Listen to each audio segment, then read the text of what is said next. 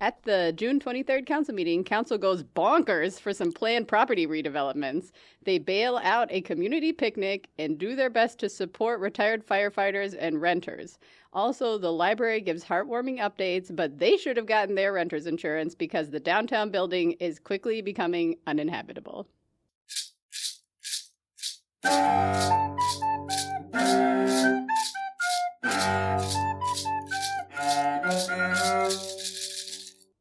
Welcome to What Lansing Council, a podcast transforming Monday night's Lansing City Council meetings into an enthralling recap. I'm your host, Jill Dombrowski, and today my very special guest is Mike Dombrowski. Mike is the chair of the Parks Board and founder of Eastside Compost, a curbside food scrap collection company. Thanks for being on the podcast, Mike. Yeah, thanks for having me, Jill. And you're my first repeat guest. You were there at the very beginning. Yeah, and now I'm here, and the setup has improved. Thanks for supporting this project. Happy to do it. So to tell us a little more about yourself, if you had $1 million to spend on the city, what would you do with it? So if I had $1 million, I would install as many speed bumps as possible. Yes. Because I think it's a pretty low-cost solution to drastically reduce speeding in neighborhoods. Mm-hmm. And the city has been dragging their feet about enforcement and temporary speed bumps. I would just go install like 200 speed bumps around the city in the neighborhoods. Get those cars bumping. That's right. Love it. What are some qualities you look for in a city leader as you go to vote in this upcoming election? So I would look for somebody who firstly has been involved in the community. So maybe a leader that's come out of a community organization that's doing good work in the city. Mm-hmm. And then also somebody who is not necessarily dependent on endorsements and becoming a career politician. Mm-hmm. Somebody who just wants to serve their community for a few years, do some good work, and then go back to what they were doing before they were elected. So okay, if they want to serve in Lansing and then go and be part of the state of Michigan, I think they might have different priorities where they would need to kind of become buddy-buddy with people who have power at the state level. I see what you mean. And like they might need endorsements from this Chamber of Commerce and this business organization. Yeah. All right. Thanks for those thoughts. And this was the June 23rd meeting. We had the Committee of the Whole first. Present at the meeting was Ryan Cost, our president from the 1st Ward, Jeremy Garza of the 2nd Ward, Adam Hussein representing the 3rd Ward, and Brian T. Jackson of the 4th Ward. Our current at-large members are Jeffrey Brown, Tamara Carter, our vice president, Trini Pelivanoglu, and Peter Spatafor. Also present at the Committee of the Whole, the Legislative Office Manager, Sherry Boak, Attorney Greg Venker, and the Mayor's Chief Administrative Officer, Chris Mumby. So, starting off, one board appointment review for the Lansing Entertainment and Public Facilities Authority, LEPFA Board of Commissioners, one Lolo Robinson. She has been at CADL, the Capital Area Transportation Authority. That's our bus system in Lansing for the past 14 years. She talks about how she loves Lansing, and CADL and LEPFA have similar goals, that being economic redevelopment of the region. Hussein had a few questions that she was somewhat evasive of. He was asking, what does LEPFA do well? What does it not do well? And she said that LEPFA should have a strategic plan to draw people from the surrounding areas. That's something that they're not really succeeding at in the moment. Are they only drawing people from the local area? I think that's where their focus is. And she said the focus should be broadened. What do you think about that? I think that's fair. I mean, I think if you put on conventions, I don't know how many people in the local areas are going to come to an anime convention versus like the whole mid-Michigan region. Sure. I would be very surprised if they weren't doing that already.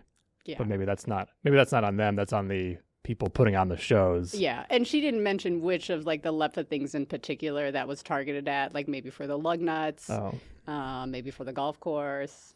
I can never remember what the last one is. Maybe it's just those 3. The Common Ground Music Festival. I don't even know if they're doing that anymore. No. Okay.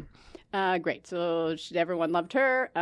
Then there was an update on the Safe Streets and Roadways for All action plan This is something that the Public Safety Department has been working on in conjunction with the engineering firm in the area. They got a grant from the U.S. Department of Transportation to develop this guidance specifically for Lansing. It's nothing legally binding, but they talked about once they have this guidance in place, that will allow Lansing to apply for more federal infrastructure grants, tens of millions of dollars, to do more public safety projects. So I was part of that, one of the public input sessions for that. Oh, thanks for There going was to a that. lot of people. Great. They put a lot of feedback in. I read the report. Mm-hmm. I've already had a conversation with public service, and I got the impression that they were probably not going to do that much based on that. So I'd be very interested to see what comes of it.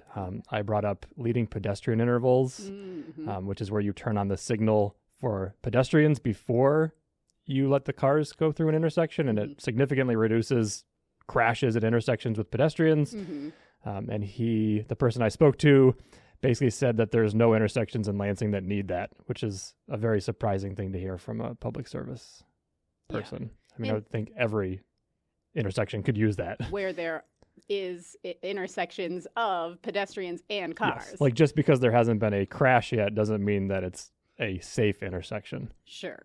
Well, thank you for doing that and providing your input. Councilmember Jackson asked about the experience of the engineering firm who put the study together. Like, have they worked in Lansing before? And the public safety people were like, yes, they're great. Councilmember Brown wanted one specific filtering of survey responses, which led to a painfully long on-the-fly Excel exercise. But they got there. Were they yelling at each other about where to click on the Excel sheet? It's like the Excel sheet only had like 9 of the 11 responses that they like wanted to find. I don't know. Oh. It was very awkward to sit through. Spatafor said that most fatal crashes are along our Michigan Department of Transportation roads, our MDOT roads, those arterial roads which are outside of Lansing's jurisdiction. Like, how are we going to work with them? And they're like, we're working on it. Like, we're doing the best we can. Yeah, and I think that the report actually had a lot of good stuff in it. I'm just curious to see exactly what happens. Like, again, because of like anything MDOT. happens. Yeah, Right. Like, oh, we should fix all these roads, but they're all MDOT, so we have to ask and beg. And yeah, and MDOT plans like 5 years in advance, so it's hard to like get anything on there. Yeah. Anyways, Peli Vonnegut said, are these measures being used in any of our current projects, like the Pleasant Grove Road redesign? And the public safety person was like, well, sort of. I mean, we always try to do the best for the safety. yeah, Lansing is always talking about how they had the first complete streets ordinance in the state of Michigan. 2009, Hussein brought that up. And then they don't really do much with it. Yeah. So it's on the books, but Like, they have a plan, but are they following that plan? Yes. No. One of the recommendations in this report was for speed cameras, which is not currently allowed in the state of Michigan. Peli Vonnegut said, let's send this report to our Michigan legislators to show support for getting this change if this is like a recommendation that's come out of these experts for the city of Lansing. I just read an article about speed cameras. They turned them on I forget where this was. It's either the States or Canada. And they in like 3 weeks, issued 30,000 tickets. Amazing. And they turned them off because they were issuing too many tickets. Oh my gosh. Think of all the speed bumps you could put in with that money from those tickets. So many. So many. Hussein said we should prioritize areas within the city with the most vulnerable populations. That's our lowest income areas. And in 2009, we came up with a non-motorized plan for the city. How's it going with this plan? Are we keeping up to date with our 5% of budgeted spending should be on non-motorized stuff? And the public safety person said, yes, we are spending the 5% on that, and we're working on updating our non-motorized plan. So lots of plans are being planned. Great. So I wonder if the 5% includes like the Michigan Ave redesign that has pedestrian bike stuff, but it's not great. I think they said trails and then they said bike lanes. So they count the county millage money as the 5%? I don't know, but that's a good question.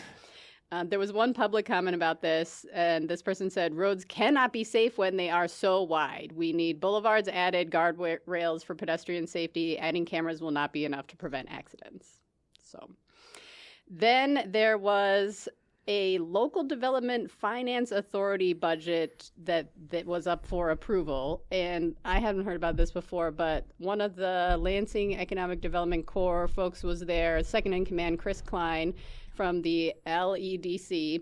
He was talking about this is a program that captures tax money from the area of Lansing and East Lansing, the downtown area of some sorts. And they have money from this that they want to use it to invest in tech industry fostering interest in kids in the area so that Lansing kids will be excited about tech and like go into it, but then also stay in Lansing. So they've got $48,000 to like do this plan to like make all the children in Lansing love technology. So their idea is to have some Impression 5 camps for qualifying folks, low-income folks. Cool. Great. So everyone was happy about that.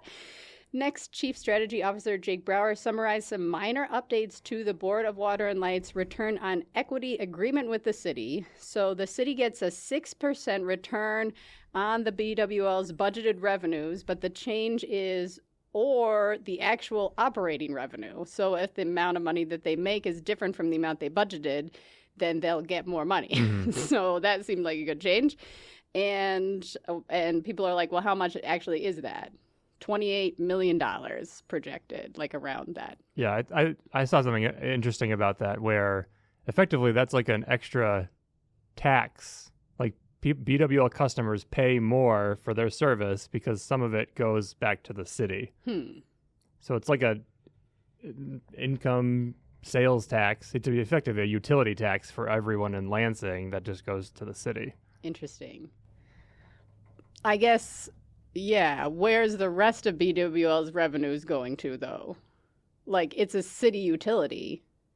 Yeah, but that's revenue, so not profit. So paying employees and equipment and everything. Fine.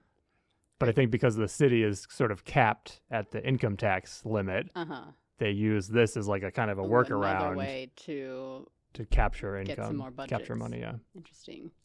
Hussein said, could we get this even higher than 6%? No real answer there. Jackson said, I'm not supporting this. I'm so mad at BWL for taking out a clean energy bond to build a natural gas power plant. That's not clean energy. F those guys. It's cleaner energy, right?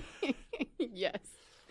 Then there were some closed sessions. Wait, but I thought the change that they're trying to would take more money from BWL and give it to the city. He's still just like anything BWL. He's like, no thanks. If BWL wants this, I don't want this. Got it. That's where Jackson's at.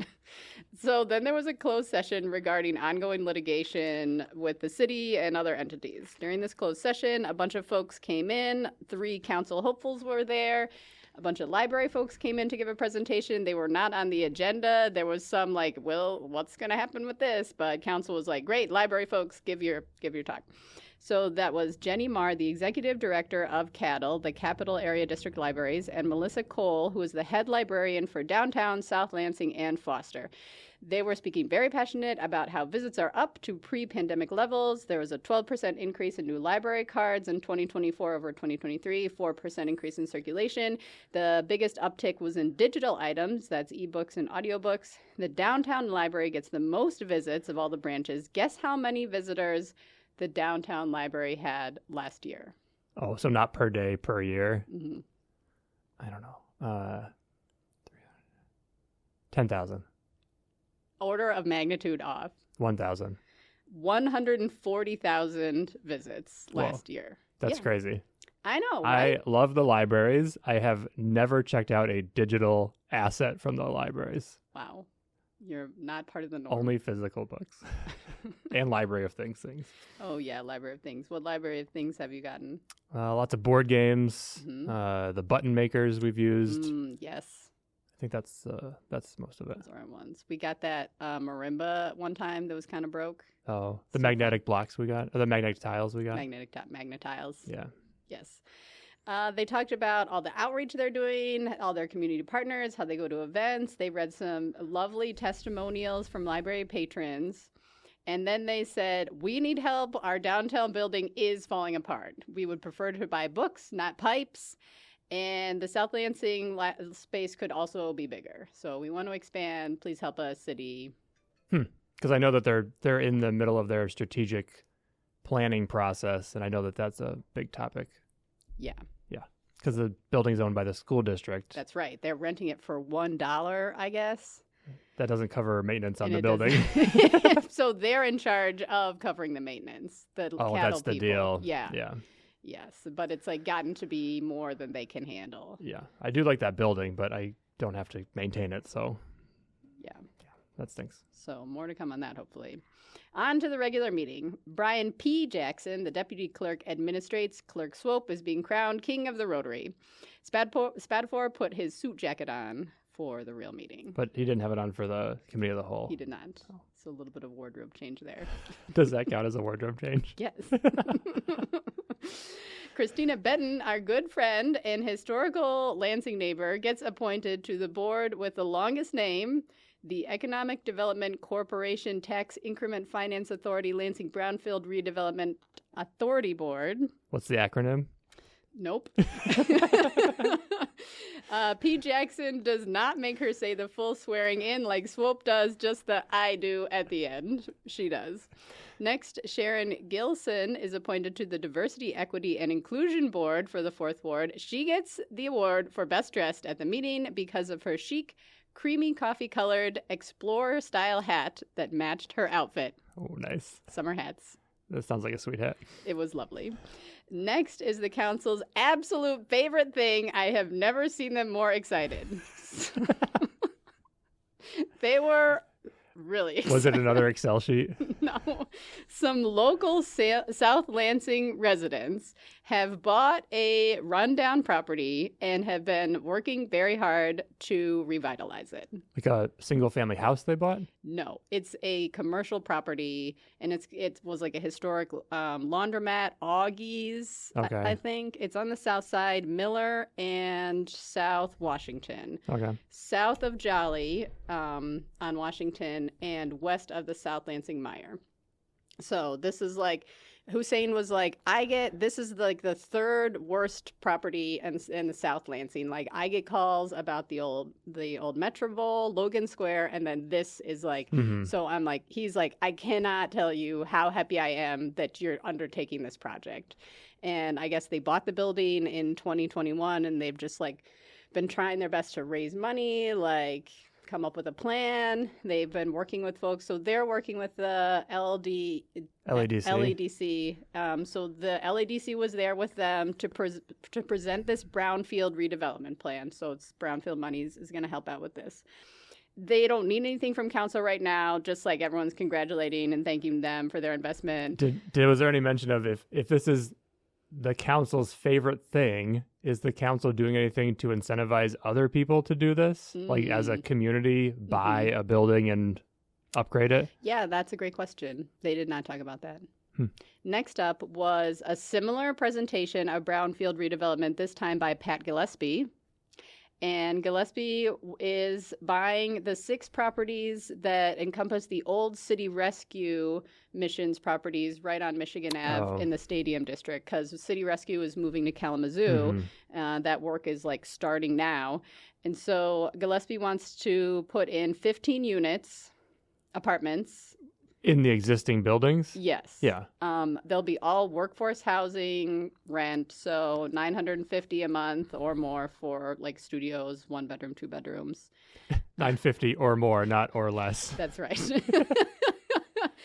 Also, he talked about putting in 6 new business spots, and he was like, people are always like, why are you building new business spots on Michigan Ave? Like, so many vacant ones. He's like, these are going to be different. They're small spaces for like startup businesses with lower rents, only $1,200 a month. I think that actually is pretty reasonable for a commercial space. So he said this is a labor of love for him, not a high return situation. They were also pretty happy for him, not as happy. Does he have money for those folks who bought the old laundromat? Yes. Garza was like, what about parking? And Gillespie was like, there's 7 on-site spots and the rest will be off-site at the Mire, at the Capital Area Mire, or around the train station area. He says, we feel like we're not asking that much for folks to cross the street. This is an urban environment. Everyone was like, great. Next, so that's the end of that. Next, Councilmember Hussein gave an update on a liquor license application for a property in South Lansing, 4700 Pleasant Grove.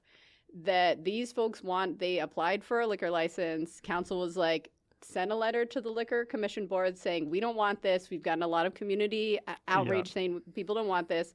The state was like, sorry, they get a liquor license. Like, we don't care about any of your guys' opinions. Yeah. And is this the one where there's already 3 liquor stores on 3 different corners and this is the 4th corner? I'm not sure, but yes, there's a lot. And we're over the limit. Right. But that must not be a real limit then. Right. Cool. So Hussein was really upset. He was like, this is a flawed system. Like, the people who are applying for this just lied to the Liquor Control Board about the situation. They lied about, like, paying their property tax. Like, they have been super late at not paying their property taxes. They lied about, like, being in good standing. Like, they've had 14 ordinance violations. Like, these guys are doing a bad job. He's like, they're coming after me and President Koss saying we have a vendetta against them. No, we just don't want another liquor store there.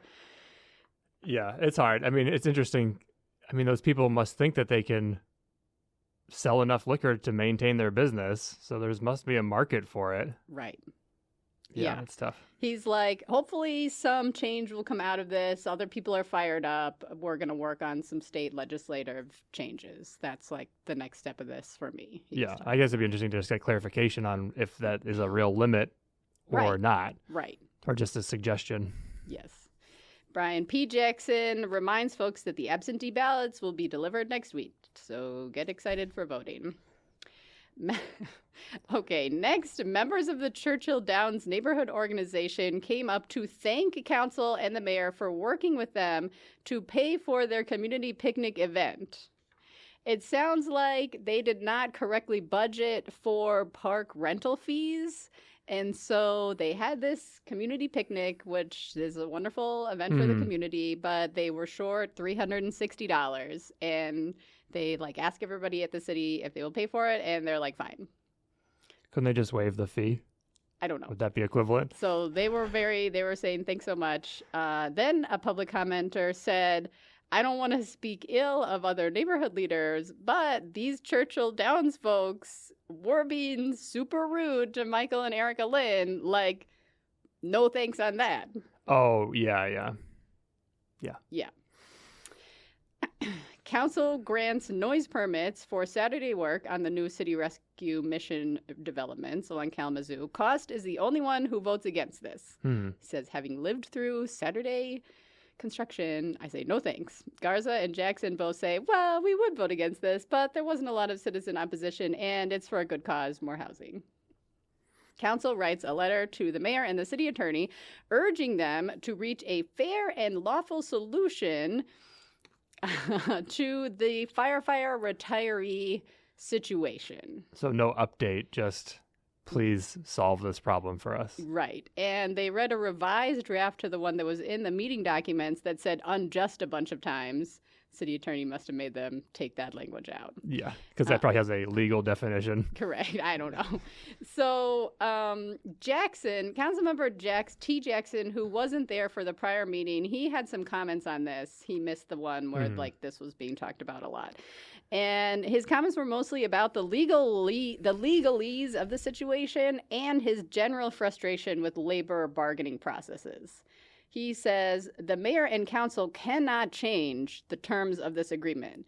It has to be done by a judge. So this has to like go through the process. This is one example where a city manager position would be better than a strong mayor because Andy Shore is being blamed for this, and it really is out of his hands. This letter, this gesture of appreciation is all the council can do. Like, great, this is what we're doing. So that all happens. They do it. 2 firefighters are there to say thank you, council, for your support with this stupid contract reinterpretation situation. Stupid is your opinion. That's my words. Yeah. Next, there's an ordinance reintroduction. The ordinance is to change the language around rental certification processes in Lansing. So the change would be if landlords or renters do not have any insurance coverage for relocation fees in the event of an emergency, like an emergency in the rental unit, then they have to sign something that says they will pay the city back for the cost the city incurs when the city has to step in and pay for cleaning up the situation. Like, I guess what currently happens is there's sewage in the basement of somebody's property, and the people are like, we cannot live in here, so they like go to the hotel, and the city pays for that hotel for a few nights. And does not go after the landlord or put a lien on the building. I mean, I guess they try, but this would be better. Sounds like it's the same. Yeah, I don't know. Spatafor is like, how's this going to be enforced? And the city attorney is like, well, it's only going to come up in these emergency situations. It's going to allow the city to recoup costs more quickly, more better. We had this happen to us in a house. That's right. In a rental house where there were fleas in the house, and we moved to a hotel, and we just strong-armed the landlord into paying for it. Right. Yeah. So, yeah. He also didn't have a certificate at the time, so he was in the wrong. Mm-hmm. It happens. It does happen. Yes. Could happen to you. It has happened. Councilmember Brown was kind of getting into the weeds on a specific scenario he was thinking of where somebody has a voucher to pay for their rent. Will it still be accepted? What if the voucher doesn't cover the hike in the rent caused by this need for renter's insurance? And people were kind of like, this is not a problem. I thought the ordinance change has nothing about needing renter's insurance, just that if they don't have it, then the city would currently cover the cost for hotels. Yes. So that comment seems misplaced. Next, T. Jackson says, I do think this will cause rent to increase. Lansing is already a hostile place for landlords to operate in. Our permitting process is very lengthy, number one. There's 3 times higher tax on rental properties than on regular homes that you're living in. Number 2. Number 3, it takes months for evictions to go through. Like, this is just going to make it more of a pain to, like, operate as a landlord. And so what is council doing to address those issues? Like, the permitting issue seems well within the scope of the rules that Lansing and mayor set. Yes. Yeah. What are you guys doing? I don't know. Councilmember Hussein says these are all good points, but all we need to do right now is to set a hearing to talk more about this. So can we do that? Oh. Good job, Hussein, getting the meeting back on track. Next, there is an actual change to the ordinance. This ordinance change has been presented at 3 previous meetings to allow code enforcement folks as well as public service folks to pick up trash. Everyone's fine with this. It goes into immediate effect. Finally, there's some wrap-up public comments. You ready? Yes. Great. One council hopeful goes up to offer a solution to the mowing situation. He says, I got a letter about my grass being too tall. I couldn't cut it myself and was looking around for someone else to do it for me. I found this app on my phone that was cheaper than other folks I could find, and the app sent someone and got it done, and it was only $60. And the city charges people $250 to mow their lawns, and the city should be using this app. Such a great app. And he said, when I looked into this app, I found out that it was made by some people in Lansing. Huh. And it's made by this guy over here. And he points to the back of the room, and he had brought the developer of this app. He's like, if you want to talk to him, he's happy to talk to you about, like, partnering to fill some, like, temporary positions to get these lawns mowed, because the city is, like, very slow to actually take action to mow the lawns for the people they're citing, I guess. Interesting. So he's like, that's me. That's just me coming up with some solutions. I have opinions about mowing. Yes. So in the Parks Department, we have a contract with a contractor to mow the lawns. They are supposed to pick up the trash before they mow the parks. Yes. They must do it sometimes. They don't do it a lot. So I'd encourage anyone that is in a park, if you see trash that is obviously mowed over, to take a picture and submit it on Lansing Connect. Yes. Because it's not supposed to happen, and we basically can hold the contractor accountable and make them go back and fix it. Still working through to understand if that's true for non-park property that gets mowed. So like along interesting. Aurelius, I saw the crew out last week and they Yeah. were mowing over so much trash. Yeah. And I still don't know if they're supposed to pick up the trash, Yeah. but they're not. There's a lot of talk on who is allowed and supposed to pick up the trash. So now we've got mowers, code enforcement, public safety, all Yes. allowed to pick up trash. Great. Great. But yeah. who's allowed to throw the trash onto the ground though? Oh, yeah. I don't know. Everybody. Yeah. One mayoral hopeful was there saying that this is the shirt I was wearing when I was biking around and got hit by a car in Lansing. That's happened to me 4 times. What is it going to take to get you folks to take bike safety seriously? Do you need to come on a bike ride with me? Do you need to get hit while we're on the bike ride? It is. Yeah, when we lived in Providence, that was like a whole thing was like on National Bike to Work Day, the mayor would go basically ride his bike to work. And there was like a whole parade with him. Yeah. And I thought it was a very good advocacy event Yeah. to get people out there and to like see what it's like, Mm-hmm. especially if you have a really nice bike commute from the Moores River neighborhood area to downtown Lansing. A beautiful It's bike. a beautiful Could bike not commute. be any nicer. Nope, mostly off road. Yeah. Yeah. Get on those millage trails and have yourself a morning. That's right. Oh my gosh. Let's see. 2 folks said, "We are disgusted by the way." Are those your words or their words? Their words. Okay. "We are disgusted by the way council members are endorsing mayoral candidates Oh, yeah. and mayoral candidates are endorsing council candidates. This is gross and not how an unbiased election should be run." One of these commenters said, "Andy, you said you would never do this. What changed?" Andy and Councilmember Brown, I am not voting for either of you. Yeah, I have seen those endorsements. It is kind of odd as, like, sure, you're all part of the same party, but you're supposed to be sort of a check and balance to each other inside the city structure. So why are you guys all in cahoots? Yeah, Like, and you're not even, like, it's like publicly in cahoots. right. Yeah, At least keep your cahoots behind closed doors. I guess. Yes. So that was the meeting. Sounds like it was very interesting. It was interesting. Lansing politics Yeah. at its finest. The next meeting will be on July 14th. And do you have any special plugs you want to say? I would encourage folks to come out and ride the Lansing Bike and Seek, which is currently open. So it's a 10-mile bicycle treasure hunt around the city, mostly on the river trail and low-volume roads. Yeah. It starts and ends at the Branky Fish Ladder just south of the construction.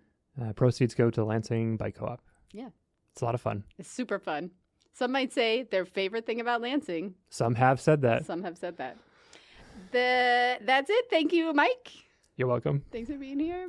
Thank you, Public Media Center, for letting us record with you. And thank you all for listening.